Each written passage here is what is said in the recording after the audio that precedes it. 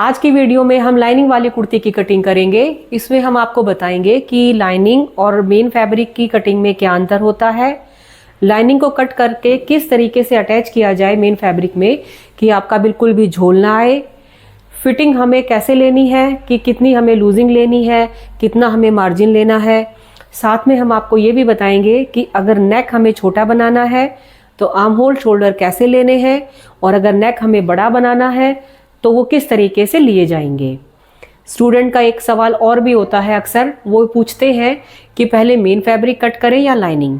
सही तरीका होता है पहले मेन फैब्रिक को कट कीजिए, क्योंकि उसमें डिज़ाइन होता है, चाहे वो प्रिंट का हो या एम्ब्रॉयडरी का हो। तो चलिए शुरू करते हैं। ये हमारे पास ऑर्गेन्जा का फैब्रिक है। अब इसमें आप देख रहे हो ये इसकी कढ़ाई है यहाँ पर। तो हमें जब भी फैब्रिक को रखना होता है हम इस कढ़ाई को इस तरीके से इसका सेंटर पॉइंट लेंगे। बिल्कुल सेंटर पॉइंट आ गया है ये डिज़ाइन का, यहाँ से ये दोनों बराबर हैं, यहाँ से भी ये बिल्कुल बराबर है। फैब्रिक को इस तरह से चेक भी कर लेना है कि कांड में तो नहीं है, लेकिन ये फैब्रिक हमारा बिल्कुल सीधा है क्योंकि फैब्रिक खींचने से इस तरह से टेढ़ा नहीं जा रहा है। अब हमको लेनी है लंबाई। 42 इंच हमारे सूट की लंबाई तैयार है। तो कहाँ से, लास्ट पॉइंट से, जहाँ से आपको इसको मोड़ना है यहाँ से नापना शुरू करोगे, क्योंकि इसको हम ऐसे फोल्ड करेंगे। फोल्ड करके यहाँ से आप नापोगे 42 इंच। अब ये हमने लगा लिया है इस तरह से निशान। जो फ्रंट वाला नेक है वो बनेगा 7 इंच पे। यहाँ से जो हम चौड़ाई लेंगे वो हम लेंगे 2.5 इंच की यहाँ पे। और जो नेक की शेप जाएगी वो कुछ इस तरह से पान शेप करके जाएगी कि पहले यहाँ पे थोड़ा सीधा सीधा ऐसे और फिर ऐसे। अब लेना है आपको शोल्डर। जब भी आपको शोल्डर लेने, बैक वाला नेक देखिए, पीछे वाला जो नेक है वो हमें लेना है 4 इंच का। अगर 4 इंच का आप नेक ले रहे हो तब अपने शोल्डर आपको 6.5 इंच तक लेने हैं। यहाँ तक अगर 9 इंच तक गला बड़ा है तो 5.5 इंच ले लीजिए यहाँ पे। अगर 7 इंच तक है तो 6 इंच ले लीजिए, और लगभग 4 इंच है तो 6.5 ले लीजिए। और अगर 2 इंच तक पीछे का गला है या 1.5 इंच का पीछे का गला है तो 7.5 ले लीजिए अपने शोल्डर को। यहाँ तक क्लियर हो गया। अब हमारा जो पीछे का वो 4 इंच का है तो नॉर्मल शोल्डर हम 6.5 इंच के ले लेंगे। यहाँ 1/2 इंच डाउन यहाँ से शोल्डर को करेंगे हम इस तरह से। अब डाउन करने के बाद भी आप नाप सकते हो जितने आपको लेने हैं, यानी 6.5 इंच के ही नीचे ले लीजिए आप। ये जो लाइन आती है ये आपकी आ जाती है चेस्ट वाली लाइन। अब इनकी जो चेस्ट है वो 37 इंच रेडी है। 37 इंच रेडी है। तो इसमें हम लाइनिंग अटैच करेंगे। लाइनिंग अटैच करने से क्या होगा, ये जो फैब्रिक है हमारा बढ़ेगा नहीं। तो इसका मतलब हमें 3 इंच की लूजिंग पूरी देनी पड़ेगी चेस्ट में दोनों साइड, 2 इंच की लूजिंग कमर में और 2 इंच की हिप में। चेस्ट 37 इंच रेडी है तो 3 इंच की लूजिंग देके वो हो जाती 40 इंच, यानी 40 इंच तो निशान लगेगा 10 पे इधर, और 1.5 इंच एक्स्ट्रा हम लेंगे मार्जिन का। तो टोटल हमने कितना लिया चेस्ट से, 11.5 इंच। ठीक है। अब यहाँ पे 10 इंच पे जो हमारा फिटिंग वाला निशान आएगा, इस निशान को इससे मिला के हमें देनी है आर्म होल की शेप। आर्म होल की शेप देने के लिए इस लाइन को हम यहाँ अंदर करेंगे। कितना अंदर करना होता है, जब भी अंदर करना है नाप लीजिए। यहाँ से वो 6 इंच पे होना चाहिए, इधर से 6 इंच पे लेके अब इस लाइन को इससे हम मिला देंगे। ये वाला जो स्केल है इसको कुछ ऐसे रखेंगे हम, ऐसे। अब यहाँ से आप इसको नाप सकते हो। ये हमारा लगभग आता है 1.25 इंच पे इस कोने से। ये हमारी आर्म होल की शेप आ गई है।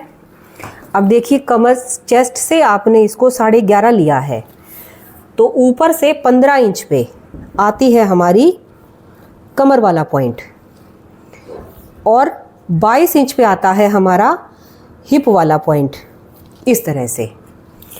तो यहाँ पे 11.5 लिया है, इधर 10.5 ले लीजिए इस तरह से, क्योंकि जो चेस्ट का साइज़ है वो हमारा है 34 इंच और उसमें हम 2 इंच की लूजिंग देंगे तो वो हो जाएगा 36 इंच।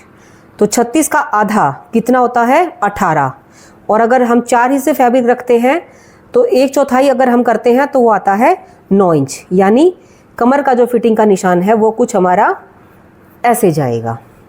चेस्ट यहाँ से थोड़ी सी लूज होती है क्योंकि ये होती है हमारी अपर बस्ट, और अपर बस्ट से 3-3.5 इंच के आसपास इस पॉइंट पे हमारी लोअर बस्ट होती है, जहाँ पे हमारा एपेक्स पॉइंट आता है। तो ये जो होती है ये इससे हमें आधा इंच एक्स्ट्रा सिलाई में लेनी होती है। लगभग इसको हम यहाँ तक भी सिलाई करेंगे तब ये ठीक आएगी। ठीक है, अब ये जो मेन पॉइंट है इसको हम इससे मिला देंगे ऐसे। अब हमें देखना है हिप का साइज़। तो इनके जो हिप है वो 40 इंच के रेडी हैं। अब उसमें 2 इंच की लूजिंग देंगे तो कितना हो गया वो 42 इंच। ठीक है, यानी वो आता है हमारा, अब 42 इंच के 4 हिस्से कर लीजिए, वो आता है 10.5 पे, और प्लस 1.5 इंच का मार्जिन, यानी टोटल हम लेंगे इसको यहाँ से 12 इंच। 12 इंच लेके इसको हम इससे मिला देंगे।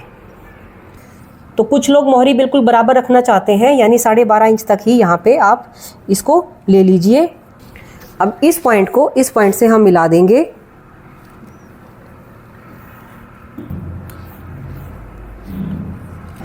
ऐसे।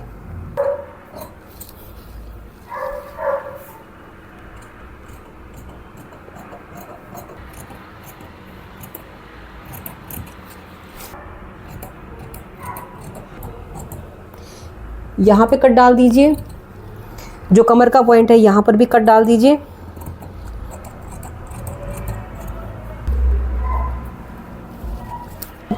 ऊपर वाले फैब्रिक को नीचे वाले फैब्रिक के ऊपर रख के इसकी भी कटिंग कर लेंगे हम।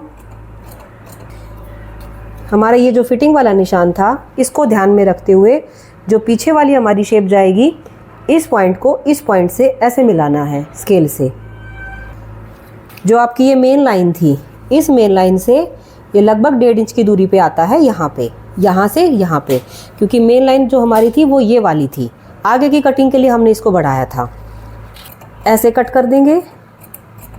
कटिंग में दौरान चेक करना है कि ये दोनों फैब्रिक यहाँ से बराबर रहें, वरना बाद में बहुत दिक्कत आ जाएगी। कम नहीं रहना चाहिए।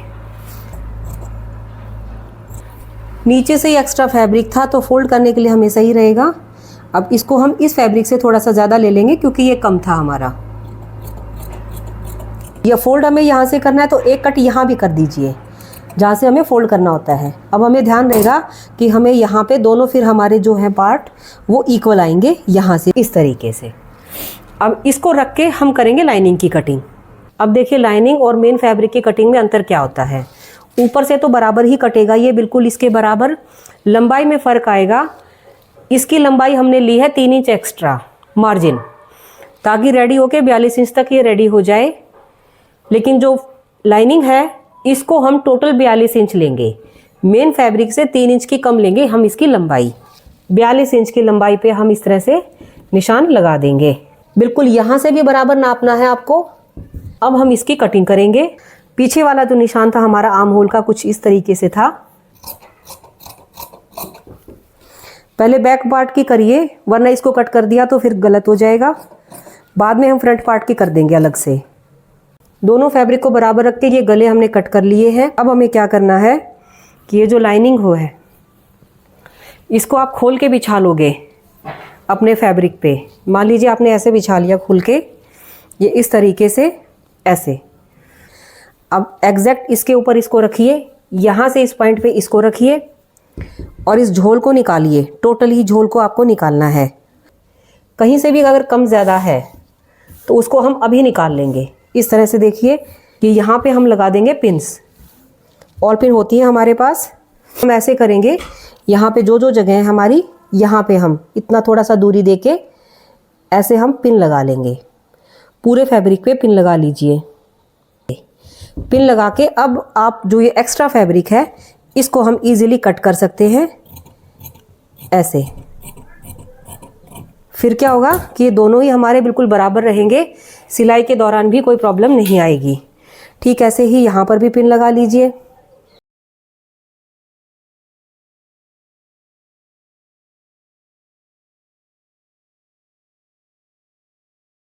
इस तरह से आप पिन लगा के दोनों ही पार्ट्स को रेडी कर लोगे। ठीक ऐसे ही आप अपनी स्लीव्स भी रेडी कर लोगे।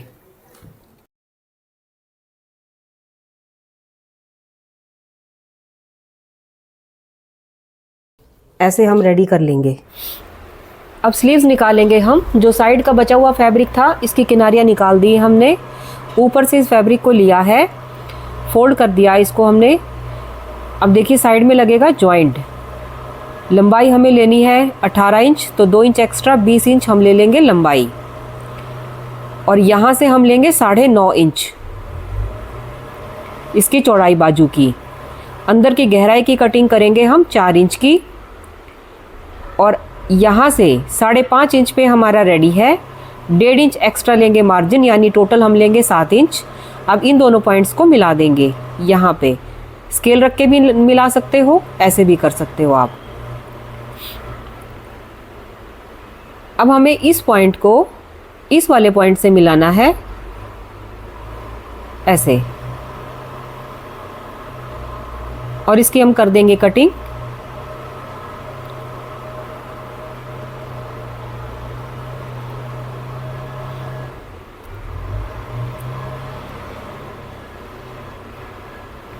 अब ये जो बचा हुआ फैब्रिक था इसका हमें लगाना है जॉइंट, इसको डबल करके, क्योंकि 2 जॉइंट लगाने हमें।